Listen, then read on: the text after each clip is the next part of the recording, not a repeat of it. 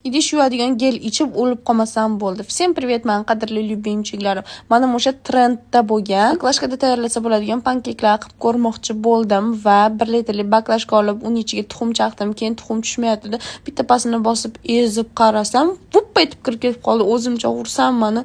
Hamma yo'qni bitta baklashkaga solar ekansiz. Un, tuxum, shakar, yog', sut, yaxshilab hammasini aralashtirgandan keyin unim tushmadi-da, shunaqa mikserda narsasida ezib bir amallab kirgizib yuborganimdan hammasini yaxshilab solib, yog'ni quyib oxirida aralashtirdim. Lekin komok bo'lib qolar ekan orada.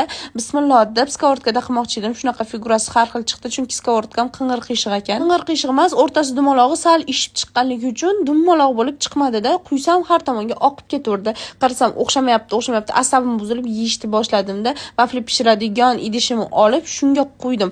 Keyin qarasam bitta buni o'zida juda ham kechga qolib ketar ekanman dedim-da, o'zi kech boshladim. Har xil figurada chiqsa ham, unisida ham, bunisida ham pishiraveraman deb bir amallab hammasini qovurib pishirishni boshladim. Birorta odam bo'lsa ham shunaqa baklashkada pankek qilib ko'rganmi? Qandaydir xamirini unchalik o'xshatolmadimmi? Yupqa bo'lib qoldi, qo'yaverib bo'lish kerakmidi? Oxirida natija xuddi shunaqa. Kim o'yladi Shahlo buni qiynalib pishirdi deb, lekin juda ham chiroyli chiqdi. Kommentariyada fikringlarni kutib qolaman.